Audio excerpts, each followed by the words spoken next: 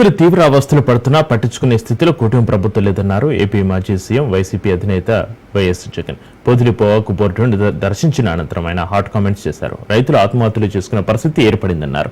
ఇటీవల ఇద్దరు రైతులు ఆత్మహత్య చేసుకున్నారని, రాష్ట్రంలో ఏ పంటకు గిట్టుబాటు ధర లేదన్నారు.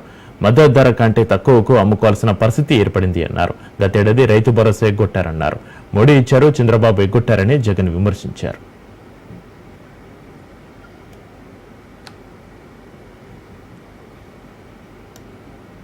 రాష్ట్రంలో ఈ రోజు రైతులు పడతా ఉన్న అవస్థలు ఎలా ఉన్నాయి అంటే, రాష్ట్రంలో రైతుని ఇవాళ పట్టించుకునే పరిస్థితిలో ప్రభుత్వం లేని కారణంగా రైతులు ఆత్మహత్యలు చేసుకుంటా ఉన్న పరిస్థితులు మన రాష్ట్రంలో కనిపిస్తా ఉన్నాయి. ఈ రోజు ఈ సీజన్ లోనే ఈ జిల్లాలోనే ఇక్కడే ఇద్దరు ఆత్మహత్యలు చేసుకున్న సన్నివేశం మధ్య పర్చూరులో ఒక రైతు చనిపోయాడు. గడిచిన శుక్రవారం కొండేపిలో మరొక రైతు ఆత్మహత్య చేసుకున్నాడు. గిట్టుబాటు ధరలు లేక రైతులు పడతా ఉన్న అగసాట్లను ప్రభుత్వాన్ని గట్టిగా నిలదీస్తూ ప్రశ్నిస్తా ఉన్నా. ఒక్క సంవత్సర కాలంలో రైతు ఎలా దిగజారిపోయాడు అని చెప్పడానికి నిదర్శనం ఈ రోజు రాష్ట్రంలో ఈ జిల్లాలో జరిగిన రైతు ఆత్మహత్యలు. ఈ పెద్ద మనిషి చంద్రబాబు నాయుడు గారు వచ్చిన తర్వాత గత ఏడాది రైతు భరోసా కింద మోడీ గారు ఇచ్చే 6,000 కాక మరో 20,000 రూపాయలు రైతు భరోసా కింద ఇస్తానని చెప్పాడు ఈ పెద్ద మనిషి చంద్రబాబు నాయుడు. గత సంవత్సరం రైతులకు ఇవ్వాల్సిన 20,000 రూపాయలు ఎగరగొట్టేశాడు. ఈ సంవత్సరం కూడా జూన్ 10వ తారీఖున మోడీ గారు ఇవ్వాల్సింది ఇచ్చేసింది, చంద్రబాబు నాయుడు గారు ఇవ్వాల్సింది మాత్రం ఎగరగొట్టిన పరిస్థితుల మధ్య ఈ రోజు రాష్ట్రంలో వ్యవసాయం జరుగుతా ఉంది. రైతు పరిస్థితి అధ్వానంగా.